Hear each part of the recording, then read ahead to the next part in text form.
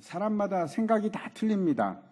우리가 이제 그것을 부정하지 않습니다. 그래서 사람이 생각하는 것으로 그치지 않고 그 생각이 자신의 생각을 실행으로 옮기게 될 때 생각이 다르기 때문에 행하는 행동도 틀릴 수밖에 없습니다. 도스토옙스키의 죄와 벌이라는 책을 아마 읽으셨거나 또 아니면은 다 한 번씩은 들어보셨을 거라고 생각을 하고 있습니다. 거기에 이제 주인공이 누군가 하면은 라스콜리니코프라는 청년입니다. 그런데 이 사람이 어떤 생각을 하게 되는가 하면 사회의 부조리에 대한 증오심을 가지게 됩니다. 이 사람이 있던 당시 이제 러시아 배경이 어떤가 하면 제정 러시아 말기 때입니다. 그래서 굉장히 혼란스럽고 그 다음에 또 가난한 사람들이 너무 많고 또 그 사람들을 착취하는 사람들도 있고 그런 좀 혼돈의 시기입니다. 그때 이제 그 라스콜리니코프라는 청년이 전당포에서 노파를 보고 이런 생각을 합니다. 저 노파를 죽여버리면은 한 사람 죽음으로 말미암아서 많은 사람들이 이익을 받을 것이다. 그 돈으로 도와주기만 해도 얼마나 이게 좋은 일이냐 이렇게 생각을 하면서 그 노파를 죽여버립니다. 러시아어로 저는 뭐 잘 모르지만은 죄라는 것이 그런 뜻이라고 합니다. 이게 한 걸음 더 나아간다 하는 뜻이라고 합니다. 그래서 생각도 한 걸음 더 나아가는 생각을 하는 것이고 만약에 금령이 있다 그러면 금령을 넘어서서 한 걸음 더 나아가는 것 그게 이제 죄입니다. 아무튼 이 청년이 나폴레옹에 대해서 이런 생각을 하게 됩니다. 나폴레옹이 누가 나폴레옹에게 살인죄를 물을 수 있는가? 나폴레옹이 전쟁을 하면서 수많은 사람들이 죽습니다. 엄청난 사람, 특별히 그 러시아의 러일 전쟁, 그 프랑스와 전쟁을 할 때 러시아가 얼마나 많은 사람들이 죽습니까? 그런데 이런 생각을 하는 겁니다. 그 사람을 나폴레옹을 영웅으로 생각하지 누가 살인자라고 여기겠는가? 다시 말씀드리면은 대의를 위해서 그 금령을 넘어서는 것이 그게 당연하고 그게 맞다, 정당하다 하는 생각을 하는 겁니다. 우리도 이제 이런 생각을 할 수 있습니다. 그 안중근 의사가 이토 히로부미를 죽입니다. 우리에게 있어서 안중근 의사는 영웅입니다. 하지만은 그 일본 편에 있어서는 그 이토 히로부미가 유학도 갔다 오고 뭐 굉장한 엘리트입니다. 유능한 관료인데 그 사람을 잃은 겁니다. 그래서 일본 입장에서 보면은 안중근이 살인자가 되는 겁니다. 좋은 엘리트를 죽인 살인자가 되는 것이고 또 반대로 이토 히로부미를 중심으로 생각을 한다면은 일본에 있어서는 그 사람은 영웅입니다. 그런데 우리에게 있어서는 제국주의로 다른 나라의 희생을 강요하는 아주 나쁜 사람이 되는 겁니다.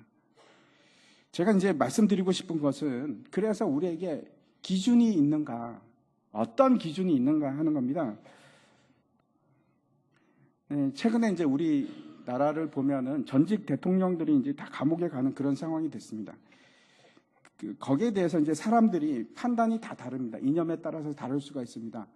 진보적인 사람들은 뭐 또 이렇게 생각하고, 보수에 가까운 사람들은 또 저렇게 생각하고. 그런데 이제 과연 거기에 답이 있는가 하는 겁니다. 문제가 많은데, 많은 문제 속에서 우리가 답을 찾을 수 있는가? 리차드 위버라는 분이 계시는데 저분이 이제 책을 썼습니다. 이분이 이제 영문학자이기도 하고 또 철학자이기도 한데 그분이 이제 이념은 결과를 가져온다라는 책을 씁니다. 근데 그 책에 보면 이런 말이 있습니다. 당신이 진리를 따라 살지 않는다면 그 결과를 겪게 될 것입니다. 진리를 따라 살지 않으면은 그 결과를 겪게 될 것이다 하는 얘기는 현대 우리가 살고 있는 사회의 특징 중에 하나가 뭔가 하면 절대적인 진리를 거부합니다. 무엇이든지 이제 상대적으로 보는 것이 맞는 것처럼 이렇게 되어가고 있습니다. 예를 들어서 동성애 문제도 그렇고 다른 문제들도 그렇고 절대적인 진리가 없기 때문에 이것은 옳고 저것은 틀렸다. 예, 문제가 아니고 사람들이 어떻게 해석하기 시작했냐면 다름의 문제로 그렇게 생각하기 시작합니다. 물론 다르다고 해서 틀렸다는 것은 아닙니다. 제 말씀. 그런데 틀린 것을 가지고 다르다라고 얘기를 하는 겁니다. 다른 것이 틀린 것은 아닙니다. 그런데 틀린 거, 명확하게 틀린 것을 가지고 다르다라고 하는 것은 문제가 이제 심각해지는 겁니다. 왜 그런가 하면 모든 것에 대한 기준이, 죄에 대한 기준이 다르기 때문에 그렇습니다. 지금은 우리가 이제 포스트 모더니즘이라고 불리는데, 그래서 지금은 절대적인 가치를 얘기하면 이상한 사람이 돼버립니다. 이상한 겁니다. 사람들에게 있어서 진리라는 것은 내가 믿고 싶은 것이 진리가 되는 겁니다. 그래서 그렇게 되면은 어떻게 되는가 하면 결과에 대해서 걱정할 필요가 없습니다. 진리가 없으면 그 진리에 따른 결과가 일어나지 않는다고 생각하는 겁니다. 다시 말씀드려서 도덕적이나 아니면 죄에 있어서 절대적인 기준이 없다고 하면 어떻게 되는가? 그냥 내 기쁨과 내 행복을 추구하는 거, 그러고 살아가면 되는 겁니다. 그런데 앞에서 말씀드린 이 도스토옙스키의 죄와 벌에서 보면은 그 청년이 살인을 하는데, 그 책이 굉장히 두꺼운 책 아닙니까? 근데 초반에 살인이 나옵니다. 죄가 나오고, 그리고 나머지 대부분이 어떤 건가 하면 벌에 관한 얘기입니다.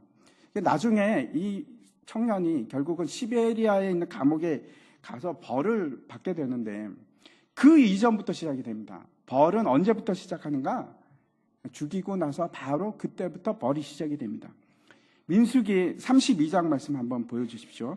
너희가 만일 그같이 아니하면 여호와께 범죄함이니 너희 죄가 반드시 너희를 찾아낼 줄 알라.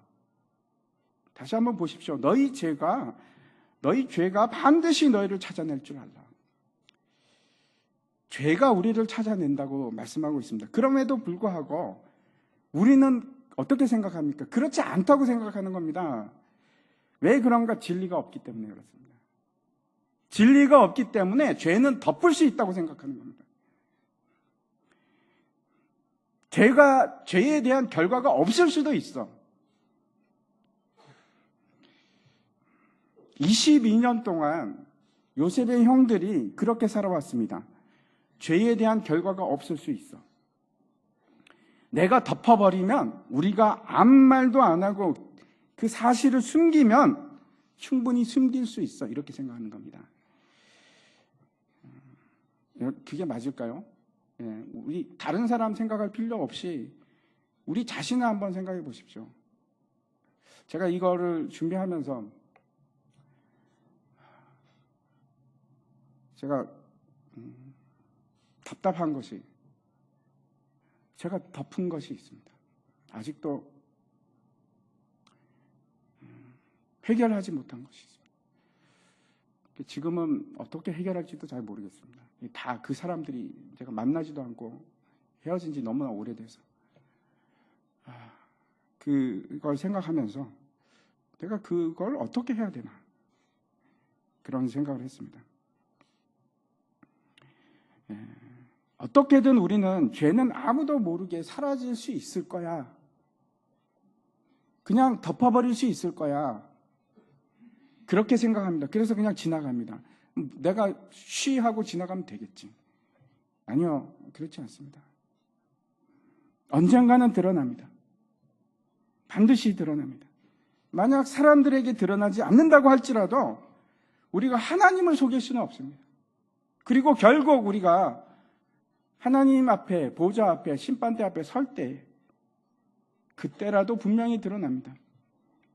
우리가 이제 각자가 다른 기준을 가지고 죄를 판단할 수 있습니다. 그런데 그 보는 시각에 따라 다를 수 있습니다. 하지만 진리 되시는 하나님 앞에서, 그 명확한 진리 앞에서 우리는 아무런 말도 할 수 없습니다. 왜? 우리는 진리가 아니니까. 22년 전에 야곱의 아들들이 그 형제 요셉을 죽이려고 했고, 그 요셉을 이집트의 노예로 팔아버렸습니다. 그리고 22년 동안 깜쪽같이 그것을 속이면서 살아왔습니다. 아무에게도 진실을 말하지 않고, 또 그 22년 동안 마치 결과가 없는 것처럼, 태어난 것처럼 그렇게 살아왔습니다. 앞에서 그 말씀드렸던 그 청년, 죄와 벌의 그 청년은 노파를 죽일 때 그 유일한 목격자가 한 명 있었습니다.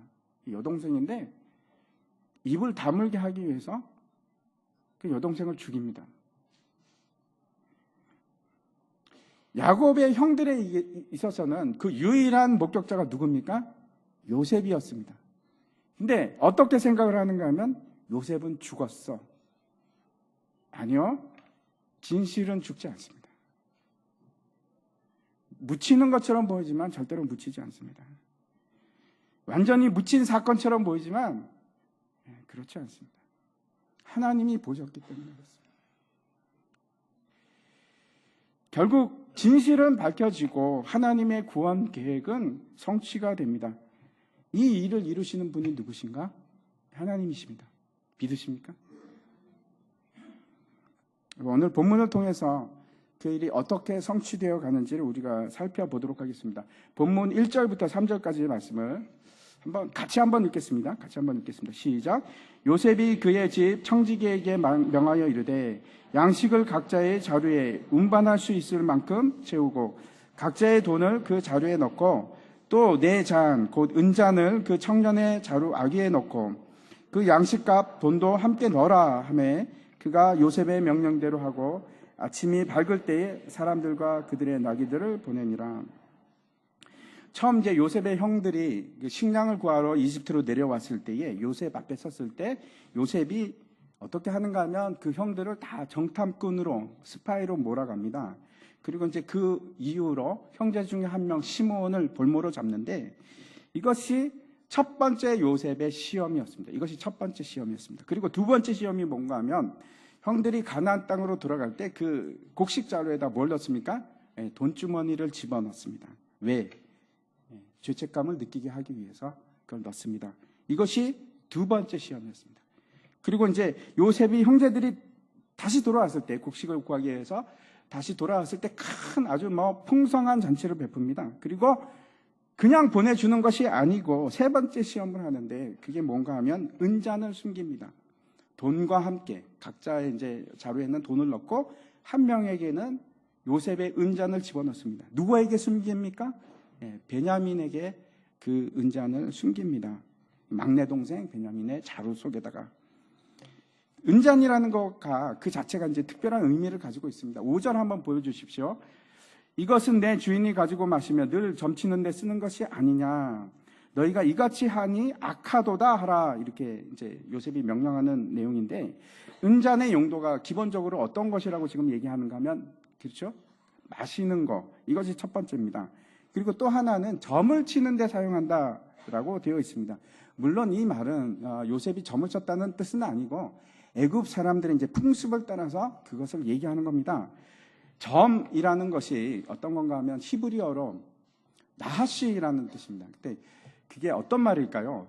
그게 뱀이라는 뜻입니다. 뱀. 그래서 에덴 동산에서 나왔던 그 뱀이 나하시입니다. 그런데 이 뱀이 이제 왜 나하시인가 그러면은 뱀이 쉬 소리를 내지 않습니까? 그래서 나하시입니다. 제가 우스갯소리를 하는 게 아니고 진짜로 그렇습니다. 근데 뱀처럼 쉬쉬거리면서 주문을 외우고 하는 행동을 갖다가 점이라고 하는 겁니다. 근데 점을 보는 이유가 있습니다. 시험하기 위해서. 미래가 어떨까 알아보기 위해서 보는 것이 시험입니다. 일종의 이제 테스트를 하는 건데 은잔에다가 이제 물을 붓고 애굽 사람들이 이제 그렇게 했다고 합니다. 은잔에다가 물을 붓고 그 잔에다가 물을 붓고 거기서 물의 모양을 보면서 이제 점을 치는 겁니다. 제가 이제 터키에 갔을 때 터키에 이제 유명한 커피가 있습니다. 여러분 혹시 드셔보셨는지 모르겠는데 아주 유명합니다. 터키 커피라고 터키시 커피라고 있는데 그 어떻게 하냐면 아주 작은 잔에 굉장히 쓴 그 에스프레소 커피입니다. 그래서 그걸 이제 커피 가루를 넣고 거기다 이제 물을 부어갖고 이게 다 가라앉으면은 그러면은 이제 커피를 마시고 굉장히 쓴데 독한데 그걸 마시고 그 접시에다가 그 나머지 그 커피 가루들을 이렇게 탁 붓습니다. 부으면 이제 막 이렇게 모양이 생길 거 아닙니까? 근데 그걸 보면서 점을 칩니다. 지금도 그렇게 하는데 이 은잔이라는 것 자체가 어떤 뜻을 갖고 있냐면 시험한다는 뜻을 가졌다는 것을 제가 말씀드립니다. 은이라는 것이 그렇습니다. 은이 잔에 또는 우리는 젓가락에 은으로 쓰지 않습니까? 왜 그렇습니까? 독이 들어있으면 반응을 보입니다. 색깔이 변하지 않습니까? 그래서 은이라는 것 자체가 시험하다는 뜻이 있고, 또 하나는 단련한다 하는 뜻이 있습니다. 은을 만들기 위해서는 불로 재련을 해가지고 뜨겁게 달궈야지만 은을 만들어낼 수가 있습니다. 그래서 단련하다 하는 뜻도 가지고 있을 뿐만 아니고, 또 잔이라는 것이 시험의 의미를 갖고 있는데 뿐만 아니고 고통을 의미합니다. 예수님께서 겟세마네 동산에서 십자가를 앞두고 이제 기도하셨습니다. 기도하실 때 뭐라고 하냐면, 내 아버지와 만약 할 수만 있다면 이 잔을 내게서 지나가게 하옵소서 라고 기도를 하십니다. 이 잔이 어떤 뜻인가 하면 시련과 고통을 상징합니다. 그런데 그 은잔이, 그 시험의 고통의 은잔이 누구에게 들어갔습니까? 베냐민에게 들어가 있습니다. 요셉의 첫 번째 시험은 어떤 건가 하면 그 형들을 스파이로 몰고 가는 것인데, 그렇게 해서 어떤 것을 얻고자 했냐면은 막내 동생 베냐민을 데리고 오게끔 만든 겁니다. 그리고 이제 두 번째 돈을 그 자루 속에다 넣었던 것은 어떤 건가 하면 그 형들에게 있어서 죄의 값, 죄책감을 느낄 수 있도록 하기 위해서 돈을 넣은 것이고, 그리고 이 세 번째 은잔을 통해서 지금 어떤 계획을 지금 해 나가는 건가 하면 회개입니다. 그 형들을 회개로 이끌게 하기 위해서, 죄인인 것을 드러나게 하기 위해서 이 은잔을 테스트 시험하기 위해서 지금 넣은 겁니다. 요셉의 이제 11명의 형제들이 요셉의 집에서 아주 잘 대접을 받습니다. 풍성한 음식을 대접을 받고 아주 즐거운 시간을 보냅니다. 그동안에 이제 오해가 있었다고 생각하는데 도둑놈으로 몰렸던 그 오해가 다 풀린 것처럼 보이고, 그리고 두 번째 어떤 걱정을 갖고 있었냐면 시므온을 찾아갈 수 있을까 했는데 시므온도 풀려났고, 그리고 가장 문제는 어떤 건가 하면은 막내 동생 베냐민을 다시 데리고 갈 수 있을까 하는 걱정을 했었는데 그것도 아주 잘 문제가 풀렸습니다. 애굽의 총리가 그렇게 베냐민에게 잘 대해주는 겁니다. 아무런 문제가 없는 것처럼 보입니다. 그리고 이제 다 해피한 것으로 끝난 것처럼 그렇게 보입니다. 오 해피데이. 그리고 막 이제 갔을 겁니다. 그렇게 가는데 여러분, 근데 이런 기쁨은 신기루와 같습니다. 사람이 죄를 짓고 두 발 뻗고 잘 수는 없습니다. 항상 그렇습니다. 환상과 같은 겁니다. 죄 가운데 있는 기쁨이나 평안은 여러분 마치 신기루처럼 사라지는 것들입니다. 죄에 대해서는 반드시 결과가 있습니다. 진짜 기쁨과 평안은 어디서부터 오는가? 여러분, 절대 거짓말 위에 세워지지 않습니다. 거짓 위에 그런 게 세워집니까? 여러분, 거짓 위에서 다 덮어버리자 그러고 나서 거기에 평화와 참된 평화가 올 수 있습니까? 아니요, 그런 일은 불가능합니다. 진리 위에 설 때만 그렇습니다. 진리 위에 설 때만 우리가 참 평화를 얻을 수 있고 참 안식을 누릴 수가 있습니다. 죄 문제가 해결되지 않으면 평화가 없습니다. 그렇지 않은 기쁨이나 평화가 있다면 그것은 일시적인 겁니다. 사상 누각과 같습니다. 언제든지 허물어질 가능성이 있는 겁니다. 절대 영원하게 가지 않습니다. 여러분, 죄 문제를 해결하시기 바랍니다. 여러분의 그 죄와 저와 여러분의 그 죄가 아무리 작을지라도 또는 클지라도 작다고 해서 무시하지 마시기 바랍니다. 반드시 해결되어야 할 문제입니다. 예수님께서 그 제자들의 발을 씻기면서 이렇게 말씀하십니다. 요한복음에 보면은 시몬 베드로가 이르되 주여 내 발뿐만 아니라 손과 머리도 씻어 주옵소서. 예수께서 이르시되 이미 목욕한 자는 발밖에 씻을 필요가 없느니라. 온 몸이 깨끗하니라 너희가 깨끗하나 다는 아니니라 하시니. 그래서 우리가 끊임없이 지속적으로 우리 자신을 살피면서 죄에 대해서 해결하셔야 됩니다. 죄가 얼마나 여러분 끈질기고 지독한 것인지 모릅니다. 레위기 보면 잘 나와 있는데 여러분 또 보고 또 보고 또 보셔야 합니다. 죄가 얼마나 우리를 끈질기게 추적하고 따라오는지 모릅니다. 그 죄에 대해서 해결을 하셔야 됩니다.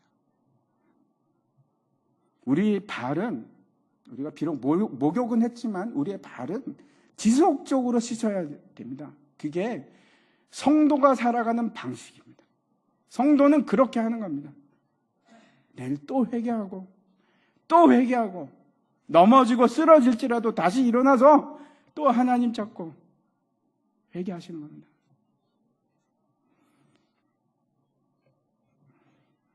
예수님 앞에서 죄 문제를 해결한 사람은 두려울 것도 없고 겁날 것도 없고 숨길 것도 없고 진짜 평화가 찾아옵니다. 이사야서에서 이렇게 말씀하십니다. 같이 한번 읽겠습니다. 시작. 공의의 열매는 화평이요 공의의 결과는 영원한 평안과 안전이라. 의를 세우는 것이 이렇게 중요합니다. 많은 사람들이 착각을 합니다. 예수님은 하나님은 사랑이니까. 여러분, 사랑이 있기 전에 공의가 세워지는 겁니다. 그게 우리 나라도 마찬가지고 우리 개인도 마찬가지고 교회도 마찬가지입니다. 덮으려고 해도 덮일 수가 없습니다. 그게 해결돼야지, 죄 문제가 해결돼야지 참된 평화가 찾아옵니다. 요셉의 형제들이 가는데 이제 뒤에서 요셉의 청지기가 막 따라옵니다. 따라와서 하는 말이, 왜 우리 주인의 은잔을 훔쳐가느냐? 너희가 악하도다. 이렇게 얘기합니다. 얼마나 놀랬겠습니까? 그 형제들이 깜짝 놀랍니다. 갑자기 막 하늘이 노래지기 시작하는 겁니다. 아니, 우리가 뭘 훔쳤다고 그러십니까? 다 끝난 줄 알았는데, 이것만 넘어가면 끝인 줄 알았는데, 그때 다시 닥친 거. 여러분 그런 경험 없으십니까? 이것만 넘어가면 끝이야. 그런데 아니나 다를까 그때 딱 닥치면서 막 하늘이 노래지고 터지고 일이 터지고,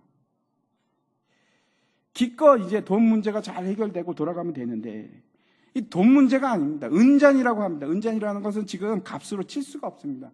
그 주인이 아끼는 거라고 그렇게 얘기를 하는 겁니다. 이 형들이 이제 결백을 주장하기 시작하는데, 우리들은 그런 사람들이 아닙니다. 생각해 보십시오. 우리가 가나안에 갔을 때도 그 돈을 다시 가지고 돌아왔지 않습니까? 그런데 우리가 주인의 집에서 은금을 도둑질 하겠나이까? 라고 얘기를 합니다. 그런데 이렇게 이제 결백을 주장하다 보니까 오버하기 시작합니다. 조금 더 나가기 시작하는데, 뭐라고 하느냐면은, 만약에 우리 중에 당신의 은잔이 발견된다면 그러면 그 사람은 죽이십시오. 죽이십시오. 그리고 우리는 모두 다 종이 되겠습니다. 이게 죄의 결과입니다. 죽는 겁니다. 근데 그 사람이 이제 이런 말을 합니다.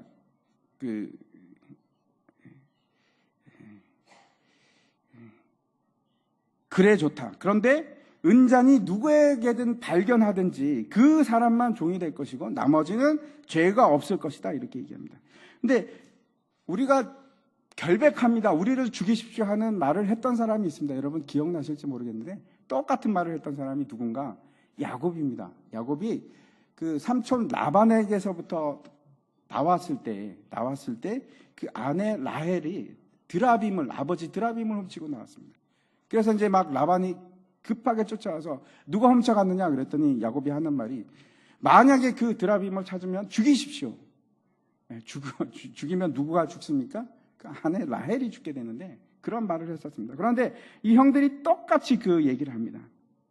근데 지금 이 핵심을 보시기 바랍니다.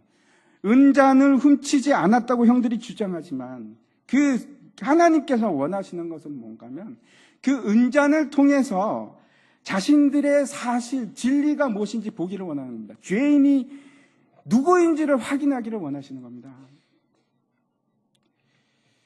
한 사람씩 조사를 시작합니다. 근데 이제 특이한 일이 또다시 벌어지는데, 어떤 건가 하면, 앞에서 잔치를 할 때도 나이 순서대로 이렇게 앉아서 음식을 받았는데 이번에도 똑같이 어떻게 알았을까? 알고 있습니다. 형부터 제일 맞은 누벤부터 이제 조사하기 시작합니다. 긴장이 막 흐릅니다. 혹시나 나오면 어떡할까? 혹시나 나오면 어떡할까? 첫째는 그냥 무사 통과. 또 쏟고 조사하고 한 명 한 명 넘어가서 10명이 통과를 했습니다. 그리고 마지막에 베냐민이 남았습니다. 근데 베냐민은 이 요셉과 가장 가까운 근거리에서 밥을 먹었던 식사를 했던 사람입니다. 요셉이 특별히 챙겼던 그 사람이 베냐민인데 은잔이 그 근처에 있었을 겁니다. 그러니까 긴장합니다. 긴장하면서 아니 설마 없겠지. 그리고 자루를 털었는데 거기서 은잔이 나오고 만 겁니다. 이 사실이 밝혀지자 막 그 형들이 옷을 찢고 흐느끼기 시작합니다. 절대 일어나서는 안 되는 일이 일어난 겁니다. 막 하늘이 노래지고 머리는 하얘지고 도대체 어떻게 해서 우리에게 이런 일이 일어났을까? 무슨 생각을 더 할 수 있겠습니까? 그래서 모두가 다시 이제 요셉의 집으로 돌아오게 되는데 요셉 앞에서 그 11명의 형제들이 바짝 엎드립니다. 뭐 꿇어 엎는 정도가 아니고 완전히 엎드립니다. 이것이 세 번째 요셉 앞에서 절을 하는 장면인데 지금 이 절은 앞에서 하는 거하고는 차원이 틀립니다. 지금은 두려워하면서 죽음을 앞두고 완전히 깨어진 마음으로 바짝 엎드립니다. 이제 뭐라고 하겠습니까? 증거가 나왔는데. 형들이 아마 돌아오면서 이런 생각을 했을 겁니다. 도대체 어떻게 하면 우리가 무죄를 증명할 수 있을까? 베냐민이 정말 훔친 걸까? 만약에 베냐민이 잡혀가면 종이 될까? 아니면 죽임을 당할까? 16절을 한번 보시기 바랍니다. 16절 말씀입니다. 같이 한번 읽겠습니다. 시작. 유다가 말하되 우리가 내 주께 무슨 말을 하오리까? 무슨 설명을 하오리까? 우리가 어떻게 우리의 정직함을 나타내리까? 하나님이 종들의 죄악을 찾아내셨으니 우리와 이 잔이 발견된 자가 다 내 주의 노예가 되겠나이다. 유다가 모든 그 형제들을 대표해서 이제 말을 하기 시작하는데 대변인처럼 말을 하기 시작하는데 이 유다가 누군가 하면 처음 요셉을 죽이지 말고 팔아버리자 했던 사람이 유다고 그리고 아버지에게 만약에 베냐민을 데리고 오지 못하면 내 생명을 담보로 드리겠습니다 했던 사람도 유다입니다. 그런데 그 유다가 형제들을 대표해서 지금 뭐라고 하냐면은 변명을 하려고 하지 않습니다. 변명을 못합니다. 우리가 무죄를 주장한들 그것이 무슨 소용이 있겠습니까? 왜 무슨 소용이 있다고 지금 그렇게 얘기하는 겁니까? 하나님이 종들의 죄악을 찾아내셨기 때문이다라고 얘기를 합니다. 하나님께서 찾아내셨습니다. 지금 이제 요셉 앞에 섰지만은 사실은 동시에 두렵고 떨리는 마음으로 하나님 앞에 선 겁니다. 하나님이 발견하셨네요. 우리는 하나님 앞에서 죄인입니다. 그렇게 하면서 지금 뭐라고 하냐면 이 은잔이 발견된 자와 우리가 다 주의 종이 되겠습니다. 노예가 되겠습니다라고 얘기합니다. 유다가 하는 말은 베냐민에게서 은전이 발견됐기 때문에 그 책임을 우리도 지겠습니다라고 하는 것이 아니고 그 옛날 22년 전에 지었던 죄에 대한 고백입니다. 하나님 앞에 고백입니다. 결국 하나님께서 우리의 죄를 발견하고야 마셨습니다. 우리가 우리의 동생을 노예로 팔았던 그 벌을 우리가 지금 이제 달게 받겠습니다. 우리가 노예가 되는 것이 마땅합니다. 이런 말입니다. 그때 이제 요셉이 뭐라고 하는가 하면 아니다. 그 손에서 발견된 자만 내 종이 되겠고 그리고 너희는 평안하게 너희 아버지께로 돌아갈 것이다 라고 얘기합니다. 17절에 보시겠습니다. 요셉이 이르되 내가 결코 그리하지 아니하리라. 잔이 그 손에서 발견된 자만 내 종이 되고 너희는 평안히 너희 아버지께로 도로 올라갈 것이니라. 요셉이 원하는 것이 뭔가 하면은 지금 은잔을 통해서 베냐민에 대한 형들의 생각과 태도를 그리고 행동을 보는 것입니다. 무슨 말인가 하면 요셉의 형들이 요셉을 시기해서 노예로 팔아버렸습니다. 그리고 모든 사람들이 마치 그 죄와벌의 그 청년처럼 모든 그 형들이 그게 선이라고, 자기들이 해야 될 일이라고 생각을 했습니다. 그것이 그리고 당연한 결과라고 생각을 했는데, 요셉이 지금 그 똑같은 상황으로 그 형들을 몰고 가는 겁니다. 그 아버지 야곱이 이제 하나밖에 남지 않은 그 베냐민을 지극히 사랑합니다. 집착합니다. 그리고 사랑하는데, 그 형들이, 그 사실을 아는 형들이 동일하게 지금 베냐민을 노예로 버리고 어쩔 수 없습니다. 그리고 아버지, 그리고 돌아갈 것인가? 자신에게 했던 것처럼. 그걸 지금 은잔을 통해서 시험하는 겁니다. 그때 이제 유다가 나와서 요셉에게 청원을 하는데, 이 말은, 이 청원은 창세기에서 가장 긴 말입니다. 창세기에서 가장 긴 말이고, 뿐만 아니고 성경 전체에서 가장 감동적인 말이기도 합니다. 18절부터 시작해서 그 44장 끝까지 34절까지 길게 이어지는데, 여러분 이 글을 보시면은, 이 말을 보시면은 그 속에서 아버지라는 단어가 13번이나 등장합니다. 그리고 그가 얼마나 자식을 사랑하는가 하는 것을 이야기합니다. 그리고 중요한 것이 뭔가 하면 이 유다가 그 아버지의 마음을 이해하기 시작한 겁니다. 깊이 이해하고 있다는 것을 보여줍니다. 우리가 이제 이걸 다 읽을 수는 없고 그 중에 이제 한 부분을 읽도록 하겠습니다. 제가 한번 읽어보겠습니다.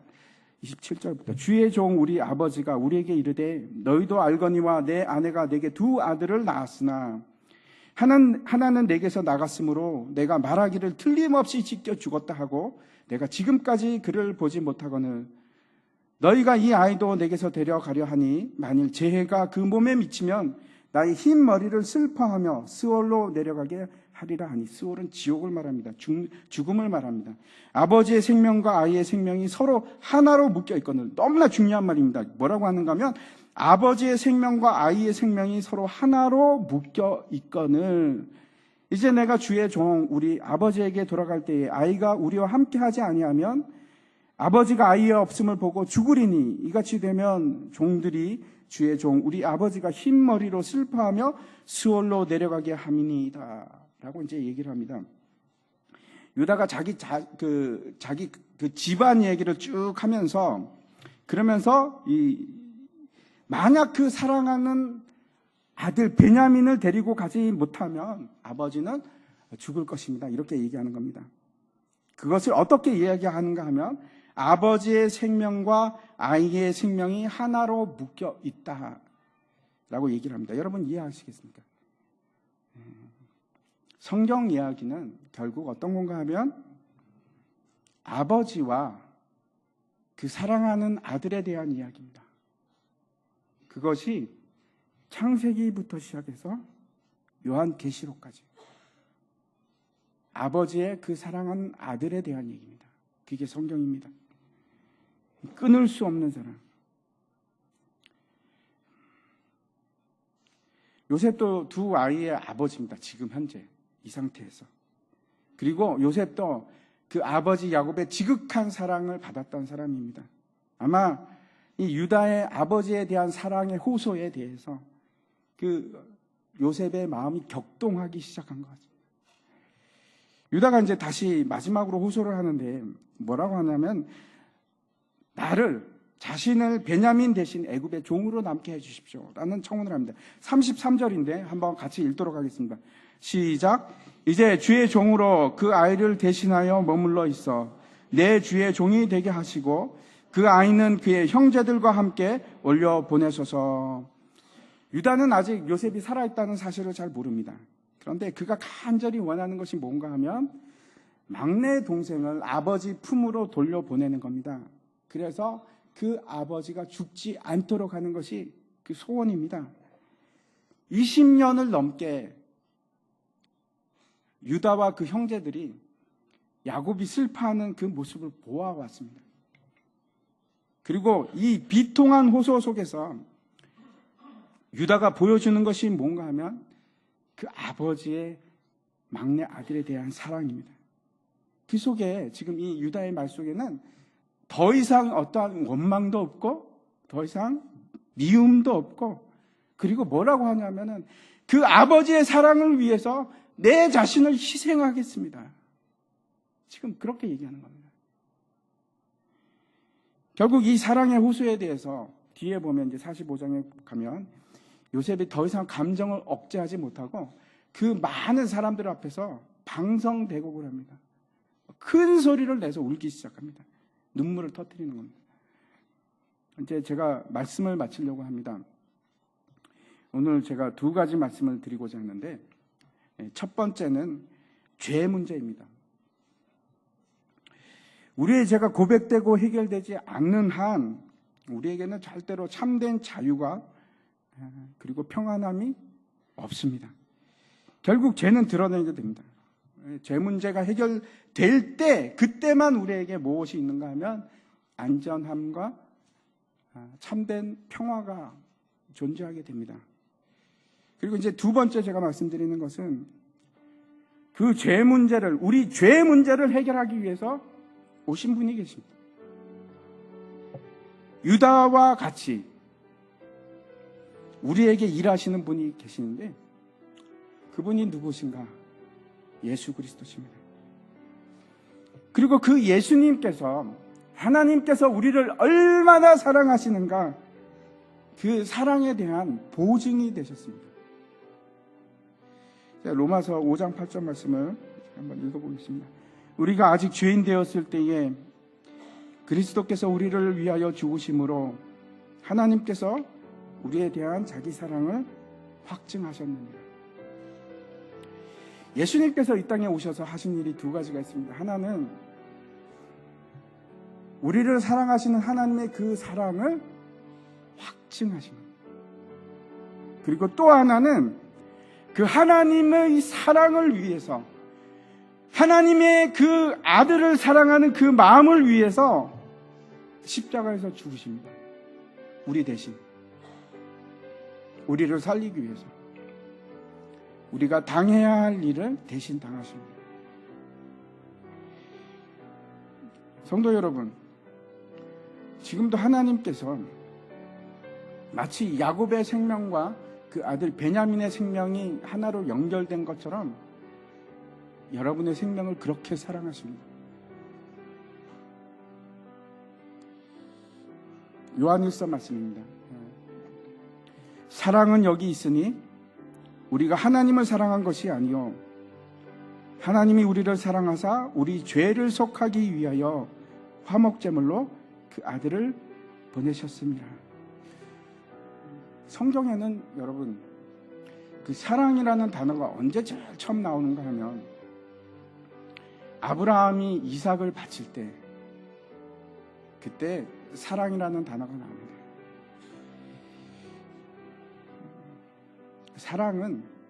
사랑이 무엇인가 하면 그 아버지가 자녀를 사랑하는 그 마음입니다. 여러분, 남편이나 아내를 더 사랑하십니까? 아니면 여러분의 자녀를 더 사랑하십니까? 어리석은 질문 같지만은 진짜 사랑은 부모가 그 자식을 사랑하는 마음, 그게 진짜 사랑입니다. 네,